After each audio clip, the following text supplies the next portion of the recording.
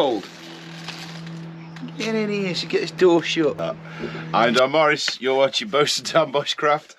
I'm laughing at something you guys didn't see. Never mind. So today a little bit of a change to the usual sort of programme. We're inside again today due to unforeseen circumstances that we won't bother getting into. But today we're going to be making a stove, or a hobo heater, or a hobo stove, or a hobo storage heater, or a hot bucket. Basically, it's a hot bucket. Now, this is a simple little idea that I came across whilst watching other people's sorts of stuff. This isn't my idea. I'll come clean straight away. I actually stole this from a channel called Waypoint Survival.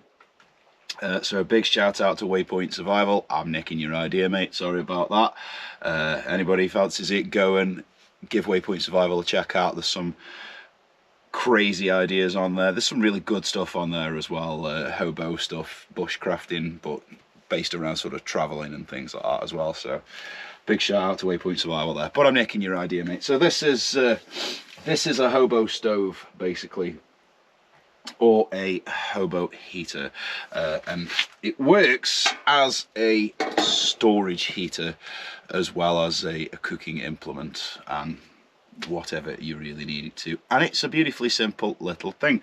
All you're going to need really is two metal containers.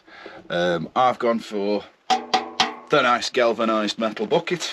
Right then, guys, so to make this stovey thing, what you're going to want to do is fill your first bucket with soil or sand or something a bit gritty, really. So, you know, dirt with bits of rocks and stuff in it.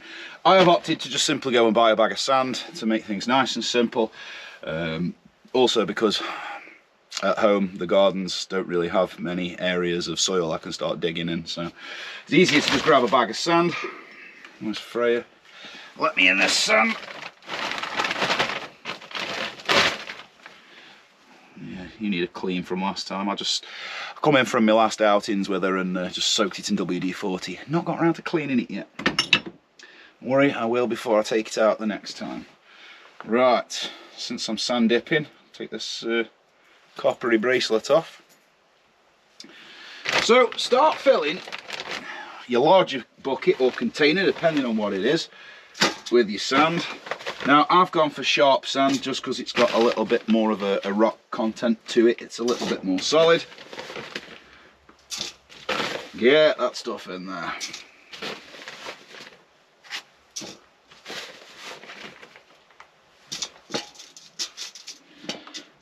Now, I'm actually just going to use the littler one to pack this down a bit and just make sure it's nice and firm. Lovely. A bit more.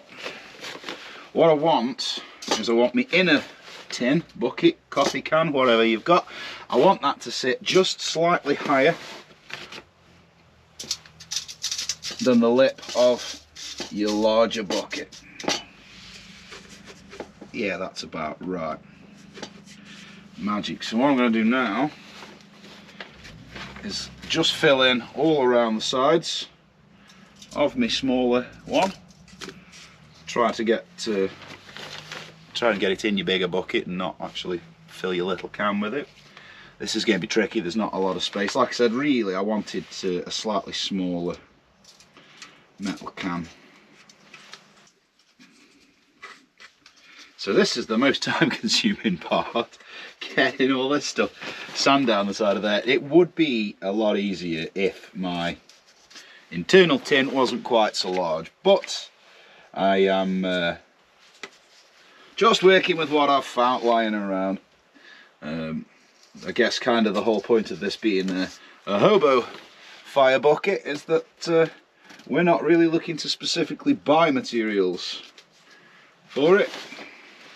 Right then, so that's a nice healthy packing of sand in between the two. Got it nice and neat. Like I said, you can use mud or whatever you've got at your disposal to do this, but just for ease and simplicity, I went for a bag of sand. And there we are. That's got quite a nice little weight to it. Right then guys, let's get this thing a burning.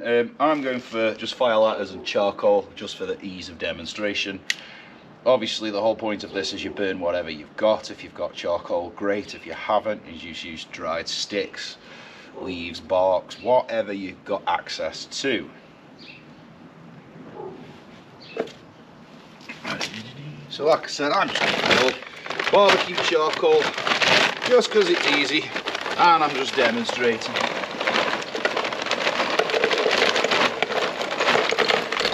It doesn't look it, but it is actually still on fire. That did just look like I've just swapped it and put it out. It is actually still on fire.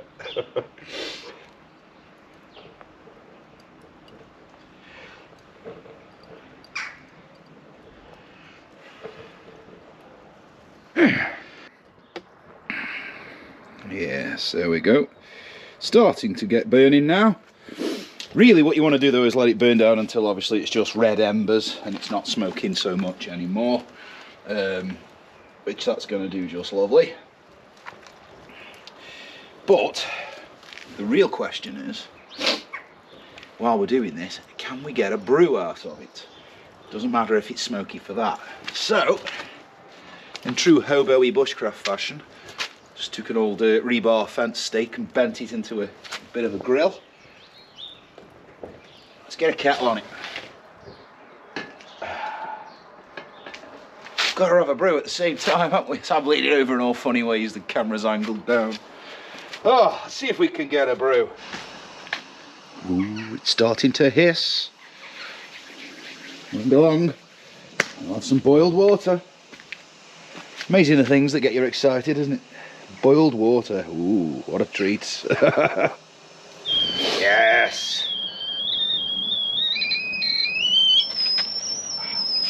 Whistly, whistly.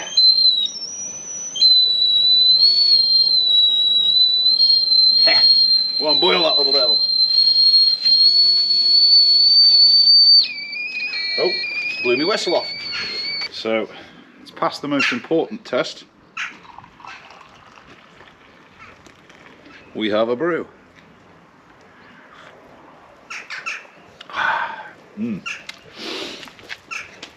Nice and hot, that.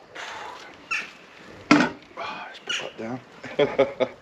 So I'm just going to enjoy my brew while this thing continues to burn, because really what I want is that charcoal to have burnt away and just left its glowing embers, the same as you would if you were actually going to cook on a barbecue and you were using the charcoal for that, or again if you were just using sticks, whatever you'd found, lumps of coal on a railway line, whatever. You want it to have burnt down to the point where all the smokiness has gone, really. Nice hot brew. What's this now? It must be like the 12th, 13th method of making a brew we've gone through so far. So that's nearly all burnt down till all the flame has gone, which is what we want. We want all that flame burned away, so it's just the glowing charcoals at the end of it. Beautiful. Let's get it. It's only really been burning about 30 minutes and already the sides of the bucket through the sand are too hot to hold your hands against. So you can really see how it works as a storage heater. Most of this, what looks to be smoke coming up, isn't actually smoke from the charcoal at the moment. It's actually steam coming out the sand. This sand was stored outside where I got it. It's very wet. It's going to take it a while to dry out. It'll probably shrink quite a bit as well as it does. But you can already feel the heat coming off the... I mean, obviously charcoal's really hot anyway, but you can really feel the heat coming off this. Now, as that starts to... the flame goes away and we just end up with the red glowing coals, should be safe enough to take inside. Obviously I am looking at that in the lines of bushcraft shelters, big tents and stuff. I'm not saying we should take this thing anywhere around where there's massive amounts of flammable stuffs, especially when you can't monitor it very carefully. But under some form of safe shelter, you've obviously got the heat coming directly from above, but the heat coming out the sides is quite impressive through that sand. Oh, yeah, you wouldn't pick it up like that, it'd burn your fingers. Now, the inner bucket does not have any air holes. It doesn't have any breathing spaces to let air in, and that's kind of part of the design, really. What that's doing is slowing down the burn, making sure that it's a much steadier burn. Basically, you get more for your fuel, really. Charcoal's wonderful stuff, but it does burn very quickly. And I've just had a thought. I've been out and bought charcoal. I've still got that can of charcoal we made in the woods. That could have been exactly what I used it for today. I completely forgot about it up until just now. Damn. Right then, guys, we are inside. If I turn that light off for a minute, you should be able to see the delightful glowing charcoal. Oh, that is glowing really rather nice. And not only is that really warm from above, I can actually feel the heat on my ankles and on my feet down here coming through that sand. Wow, that is hot on the outside. Even there where it's slightly, you know, it's thicker sand. That's really weird. The sand doesn't feel all that hot there when you touch it, but there, the whole side of the bucket is roasting. Now, I probably could have done with leaving this outside just a tickle longer to burn off a bit more. But for the point of the video, I just need to get it inside so we can experiment with it. But that, oh, and you could boil your kettle on it, you could cook on it. I'm really quite happy with that for how that's turned out. Ah, that is so warm. The side of that bucket is so warm. Well, I must say, this is actually quite lovely. I don't want to come out of here now. And obviously now it's burned down to the coals and stuff. It doesn't smell particularly bad. There's still the occasional lick of flame, like I say. I could have left it to burn a bit longer before bringing it in. But you can feel already it's warming the whole environment up, and as a storage heater, for the fact that that whole bucket of sand is roastingly hot. When those coals completely go out and extinguish and the inside cools down, the bucket of sand itself is going to hold heat for quite a long time, hence the storage heater sort of element of it. So even after that's all burned and gone out, you've still got a source of heat in whatever your shelter is or something like that. Basically whatever you're doing, you've got this lovely great big lump of warm there. I can see these being quite effective little garden heaters on summer's evenings as well, to be honest. It's quite a charming little thing, and in the future, with a simple addition of an air hole and a fan, this could just turn into a nice convenient little forge for making knives and things. Fantastic. But guys, that really is all I need to say about the Hobo storage heater stove cooking bucket thing. I haven't come up with a clear name. The Hobo heater. That'll do. So as always, guys, get out there, get bushcrafting, get having fun, get making even more elaborate and curious ways to make yourselves a brew. And I'll get back to you with the next one. That's about all I need to say though. So that's all from Bosun Dan.